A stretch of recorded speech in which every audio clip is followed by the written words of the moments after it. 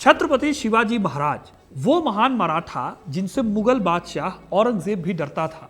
वही शिवाजी महाराज जिन्होंने बार बार केवल न सिर्फ मुगलों को चुनौती दी बल्कि उन इलाकों पर भी कब्जा करने की कोशिश की जो कि मुगलों के कब्जे में नहीं थे। नए नए इलाकों को जीतकर मुगलों का सबसे बड़ा चैलेंजर बनना और फिर एक हिंदवी साम्राज्य की स्थापना करना जिनका सपना था। इसी कड़ी में ब्रिटिश और पुर्तगीज को भी अपनी ताकत दिखाने तक की कोशिश की थी शिवाजी महाराज ने। एक ऐसी नेवी बनाकर जिसे उस समय देश की सबसे एडवांस नेवी माना जाता था।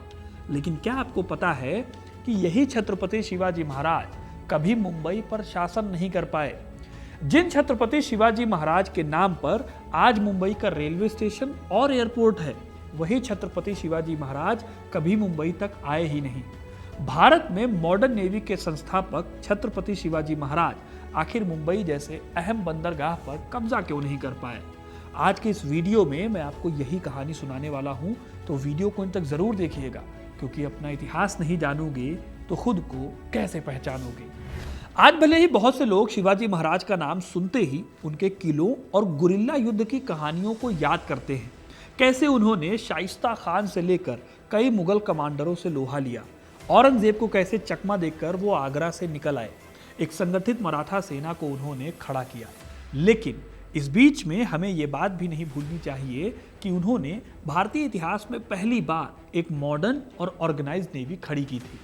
इतिहासकारों के मुताबिक शिवाजी की नौसेना में 80 से लेकर 400 तक जहाज थे। इसमें से ज्यादातर छोटे, फुर्तीले और हल्के जहाज थे। इन जहाज़ों को गलिवट और ग्रैब कहा जाता था। ये जहाज तटवर्ती इलाकों पर बहुत तेजी से हमला करने और अचानक दुश्मन के जहाज़ों को पकड़ने के लिए बेस्ट माने जाते थे। यानी कि एक तरह से आप इस नेवी को भी गुरिल्ला नेवी कह सकते हैं, जिसका मकसद खुले समुद्र में लंबा युद्ध करना नहीं था बल्कि छापामार कार्रवाई करना था। शिवाजी के नेवी बनाने के पीछे का मकसद ये था कि दक्कन का कोंकण तट हमेशा ही समुद्री लुटेरों और विदेशी ताकतों से खतरे में रहता था। इसीलिए शिवाजी महाराज को हमेशा से लगता था कि जब तक समुद्र पर पकड़ नहीं होगी तब तक कोस्टल इलाकों की सुरक्षा करना बहुत मुश्किल होगा। इसीलिए शिवाजी महाराज ने एक मजबूत नेवी की इंपॉर्टेंस को समझा और साल 1654 के आसपास कल्याण के पास एक खाड़ी में पहली मराठा नेवी पोत के निर्माण का आदेश दिया। शिवाजी की नेवी में 2 बेड़े थे, एक एडमिरल मयंक भंडारी की कमान में और दूसरा दौलत खान के कंट्रोल में। मराठा नेवी में ज्यादातर देशी कोंकणी नाविक शामिल थे। हालांकि इनकी कमान जो थी वो ज्यादातर भाड़े के सैनिकों के पास होती थी, जिसमें सिद्दी और पुर्तगाली सैनिक शामिल थे। अब ये तो हो गई नेवी की बात। शिवाजी ने आज के महाराष्ट्र के तट पर कई नेवल अड्डों के निर्माण का भी जिम्मा संभाला। शिवाजी महाराज ने कई तटीय किलों को जीता भी। इसमें साल 1664 में बना सिंधुदुर्ग, विजयदुर्ग, पद्मदुर्ग और सुवर्णदुर्ग शामिल थे। ये किले समुद्री हमलों से सुरक्षा और अपनी नेवी के लिए एक इंपॉर्टेंट नौसैनिक अड्डे के रूप में काम करते थे। साल 1679 में उन्होंने खंडेरी द्वीप पर कब्जा कर लिया। ये आइलैंड इंपॉर्टेंट इसलिए है क्योंकि ये मुंबई के एंट्री गेट से 11 मील यानी करीब 18 किलोमीटर दूर था। जवाब में अंग्रेजों और सिद्दियों ने बार बार इस आइलैंड पर हमला किया, लेकिन वो मराठों को इन द्वीपों से निकालने में कामयाब नहीं हो पाए। यही नहीं, शिवाजी महाराज ने सूरत पर भी 2 बार हमले किए। सूरत पोर्ट उस दौर में वेस्टर्न इंडिया के ट्रेड की रीढ़ था। शिवाजी की इसी नेवी की ताकत को पुर्तगालियों ने भी पहचाना था। साल 1674 में जब शिवाजी महाराज का राज्याभिषेक हुआ, तब गोवा में पुर्तगालियों ने मराठा नेवी ताकत को स्वीकार किया और उपहारों के साथ साथ शिवाजी के पास अपना एक दूत भी भेजा। इस टाइम तक यानी 1674 तक मराठा नेवी की ताकत लगभग 5000 सैनिकों और 57 युद्ध पोतों की थी। अब दोस्तों, ये सारी बातें सुनकर आपके मन में सवाल आना लाजिमी है कि इस कदर अगर मराठा नेवी मजबूत थी तो मुंबई के इतने पास होकर भी शिवाजी महाराज ने मुंबई पोर्ट पर अटैक क्यों नहीं किया। अब इसका एक अकेला जवाब तो है नहीं। कई ऐसे फैक्टर्स हैं जिनकी वजह से शिवाजी महाराज ने मुंबई पर अटैक नहीं किया। और पहले रीजन की तरफ जाने के लिए आपको 17वीं सदी की पॉलिटिक्स को बहुत अच्छे से समझना होगा, क्योंकि इसे समझे बिना आप इस सवाल का जवाब बहुत अच्छे से नहीं जान पाएंगे कि मुंबई उनसे क्यों छूट गई। 17वीं सदी के भारत की पॉलिटिक्स में काफ़ी उथल पुथल थी। दिल्ली की मुगल सल्तनत जो कभी पूरे इंडियन सबकॉन्टिनेंट पर हावी थी, उसकी पकड़ कुछ कुछ ढीली पड़ती जा रही थी। औरंगजेब ने मुगल सत्ता को अपने ही भाई दारा शिकोह की हत्या करके हथिया लिया था। औरंगजेब लंबे टाइम तक दक्कन का गवर्नर था और दक्कन पर कब्जे के इरादे से वो विद्रोही ताकतों को कुचलने की कोशिश में था। इसी दौरान दक्कन में बीजापुर की आदिल शाही सल्तनत और गोलकुंडा का राज्य भी अपनी अपनी सीमाएं बचाने के लिए स्ट्रगल कर रहे थे। जब ये सब कुछ हो रहा था तब इस तिकड़म भरे माहौल में पश्चिम घाट की पहाड़ियों में छत्रपति शिवाजी महाराज भोसले का भी उदय हुआ। उन्होंने अपने पिता शाहजी राजे भोसले की जागीर से निकलकर मुगलों और आदिल शाह के खिलाफ स्वराज का सपना देखा और उसे साकार करने के लिए स्ट्रगल करना शुरू किया। यानी कि शिवाजी महाराज को न सिर्फ औरंगजेब से लड़ाई लड़नी थी बल्कि आदिल शाही सल्तनत और गोलकुंडा से भी दो चार होना था। यही वजह है कि उन्होंने वही किया जो कोई भी समझदार शासक करता, पहले जमीन पर अपनी जड़ें मजबूत करना और अपने साम्राज्य को स्टेबल करना, स्थिर करना। छत्रपति शिवाजी महाराज की मिलिट्री स्ट्रेटजी सिर्फ बहादुरी और पराक्रम का मेल नहीं थी, उनकी स्ट्रेटजी में डिप्लोमेसी और दूर तक की सोच दिखाई देती थी। यही वजह है कि अपनी छोटी सेना को ताकत बनाते हुए उन्होंने जंग लड़ने की छापामार नीति अपनाई। इस तरीके को गनीमी कावा कहा जाता था। उनकी छोटी लेकिन फुर्तीली सेना ने मुगल साम्राज्य की विशाल और धीमी सेनाओं को लगातार हैरान भी किया और परास्त भी किया। इनकी सेना खुले मैदान में जंग लड़ने से बचती थी और दुश्मन को अपनी चुनी हुई पहाड़ी और जंगली इलाके में फंसाकर हरा देती थी। इस तरह समुद्र से ज्यादा फोकस शिवाजी महाराज ने किलों को जीतने पर किया। यही वजह है कि कई इतिहासकार ऐसे हुए हैं जो कहते हैं कि शिवाजी महाराज का साम्राज्य किलों से बनाया गया था। उन्होंने मुरमदेव या राजगढ़ का किला, तोरड़ा, सिंहगढ़ और पुरंदर जैसे इंपॉर्टेंट किलों को जीता, तो साथ ही कई नए किले भी उन्होंने बनवाए। एक आंकड़े के हिसाब से शिवाजी महाराज ने करीब 240 के आसपास छोटे बड़े किले बनवाए। इन किलों ने न केवल उनके एम्पायर की रक्षा की बल्कि उन्हें मुगलों और आदिल शाही के खिलाफ अभियान चलाने के लिए एक मजबूत आधार भी दिया। अब दोस्तों ये सवाल आपके मन में जरूर आएगा कि शिवाजी महाराज अगर किलों पर ही कब्जा कर रहे थे तो उन्होंने नेवी बनाई ही क्यों? आखिर उन्हें नेवी की जरूरत क्यों पड़ी? इसका जवाब यह है दोस्तों कि शिवाजी महाराज अपने एरिया में होने वाले कोस्टल ट्रेड रूट्स को बचाना चाहते थे। उन्होंने कोंकण के तट पर होने वाले पुर्तगाली, ईस्ट इंडिया कंपनी और जंजीरा के सिद्दियों से अपने ट्रेड को बचाने के लिए एक नेवी बनाई थी, ताकि मौका पड़ने पर वो इन ताकतों का मुकाबला कर सकें अपनी नेवी का इस्तेमाल करके। और इसी मुकाबले की बात से आती है हमारी आखिरी वजह, मुंबई पर अटैक ना करने की। इसे आप शिवाजी महाराज के स्ट्रेटेजिक ब्रिलियंस का एग्जाम्पल भी मान सकते हैं। अब दोस्तों शिवाजी महाराज की स्थिति को समझने के लिए हमें देखना होगा कि जिन अंग्रेजों के कब्जे में मुंबई थी उनकी ताकत कितनी थी। देखिए, यूरोपियन ताकतों, खास तौर पर अगर हम बात करें पुर्तगालियों और अंग्रेजी नेवी की, तो शिवाजी महाराज की नेवी से ये बिल्कुल अलग थी। उनके पास बहुत बड़े बड़े वॉरशिप थे। इन पर 50 से 60 तक तोपें लगी होती थी। ये सारे जहाज गहरे समुद्र में लंबे टाइम तक टिक सकते थे और एक साथ कई अलग अलग मोर्चों पर लड़ाई लड़ सकते थे। ये भी छिपी हुई बात नहीं है कि 17वीं सदी तक अंग्रेजी नेवी ने दुनिया भर में अपना दबदबा बनाना शुरू कर दिया था और पुर्तगाली भी हिंद महासागर में अपनी ताकत को बनाए हुए थे। तो सवाल है कि क्या शिवाजी महाराज के छोटे जहाज कभी भी यूरोप के विशाल तोपखाने का सामना कर पाते, या फिर ये मराठा साम्राज्य के लिए एक आत्मघाती हमला भी साबित हो सकता था?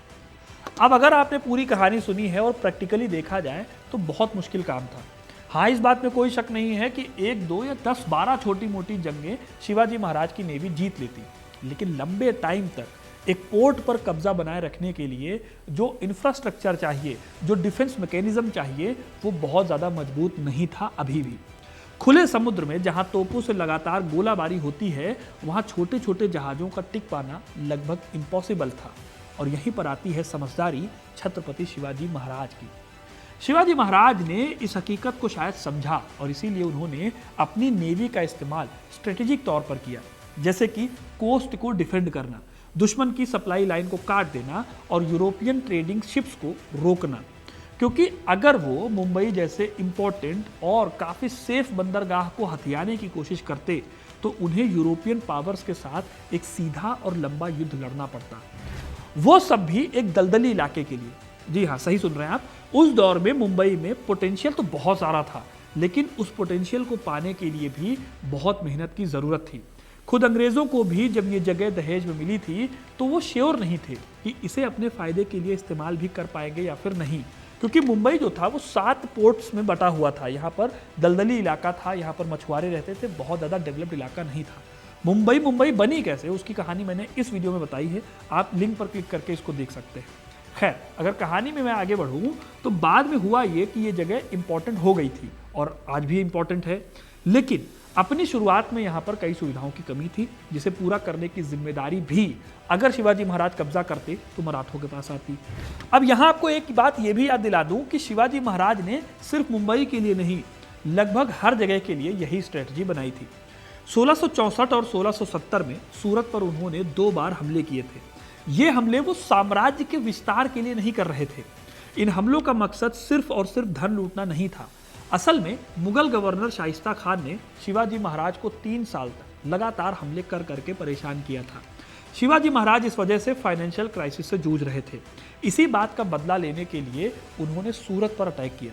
इस अटैक से उन्होंने मुगल खजाने को तो प्रभावित किया ही किया, साथ ही साथ मुगलिया शान को भी नुकसान पहुंचाया। उनकी सेना द्वारा सूरत को लूटा तो गया, लेकिन सूरत पर कब्जा नहीं किया गया। ये बात दिखाती है कि शिवाजी का मकसद बेवजह का साम्राज्य विस्तार नहीं था, बल्कि स्ट्रेटेजिक और फाइनेंशियल ज़रूरतों को पूरा करना था। उन्होंने जानबूझकर इस पोर्ट को हमेशा के लिए अपने पास नहीं रखा, क्योंकि वो जानते थे कि असली लड़ाई कहाँ लड़ी जानी है। कुल मिलाकर दोस्तों देखा जाए तो मुंबई पर कब्जा करने के लिए शिवाजी को एक फुल फ्लेज्ड नेवल वॉर छेड़ना पड़ता। ऐसा करने से मुगलों के अलावा एक और ताकतवर दुश्मन से सीधी दुश्मनी मोल ली जाती, एक ऐसी सेना जिसके पास बहुत बेहतर हथियार और रिसोर्सेज थे। इसीलिए शिवाजी महाराज ने 2 मोर्चों पर लड़ाई लड़ने वाली गलती नहीं की। अब जब हमने इतना कुछ जान लिया है तो ये भी जान लेते हैं कि शिवाजी महाराज को असल में कभी भी मुंबई को जीतने की ज़रूरत नहीं पड़ी। इसके पीछे की वजह थी वो कॉम्प्लेक्स रिलेशनशिप जो ईस्ट इंडिया कंपनी और शिवाजी महाराज के मराठा एम्पायर के बीच में था। ये दोनों ही ताकतें एक दूसरे की कमजोरी और ताकत को अच्छे से समझती थी। यही वजह है कि दोनों ही ताकतें एक दूसरे से सीधे भिड़ने से बचते थे और ज़्यादातर ये लोग अपने ट्रेड को तरजीह देते थे। छत्रपति शिवाजी महाराज की दूरदर्शिता ये थी कि उन्होंने बेवजह की दुश्मनी नहीं पाली। उन्होंने मुगलों और बीजापुर के आदिल शाह के साथ अपनी मेन लड़ाई पर फोकस किया।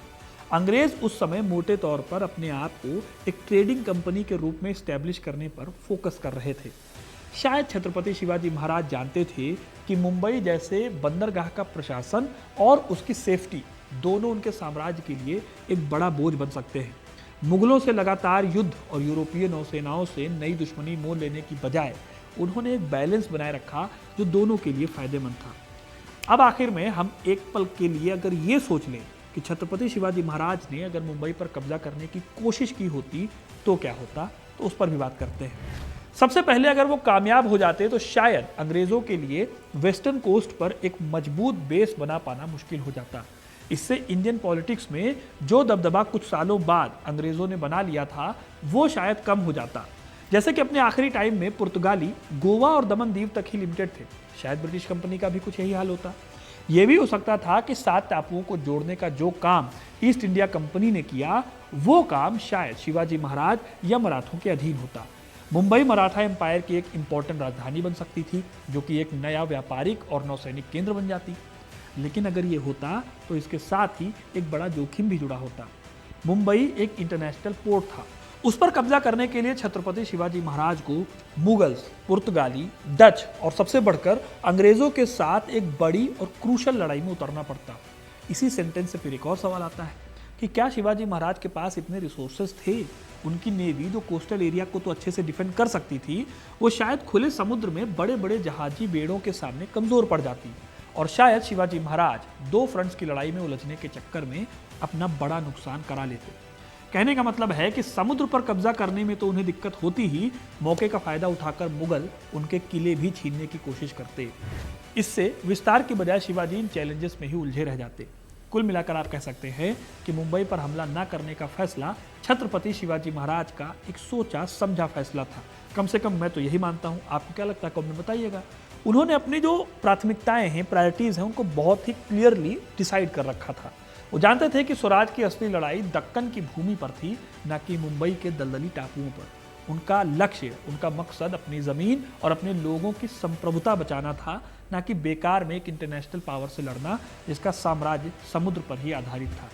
इस तरह आपको अब तक पता चल गया होगा कि छत्रपति शिवाजी महाराज ने मुंबई पर कब्जा ना करके असल में अपनी स्ट्रेटेजिक समझ और दूरदर्शिता का सबूत ही दिया था। छत्रपति शिवाजी महाराज ने बेकार के स्ट्रगल से परहेज किया और अपनी एनर्जी को वहीं लगाया जहां वो सबसे ज्यादा रिजल्ट दे सकती थी। उन्होंने मुंबई पर कब्जा नहीं किया क्योंकि वो जानते थे कि असली ताकत समुद्र के किनारों से ज्यादा लोगों के दिलों और पहाड़ों की चोटियों पर है। यही वजह है कि उनकी विरासत आज भी उतनी ही अमर है जितनी 17वीं सदी में थी। अब आपको क्या लगता है, छत्रपति शिवाजी महाराज को मुंबई पर कब्जा करना चाहिए था या फिर नहीं? अपनी राय कमेंट में जरूर बताइएगा। वीडियो को लाइक और शेयर करना ना भूलें और ऐसी इंटरेस्टिंग कहानियों के लिए, इतिहास से जुड़े रहने के लिए हिस्ट्री कनेक्ट को सब्सक्राइब जरूर करें। धन्यवाद।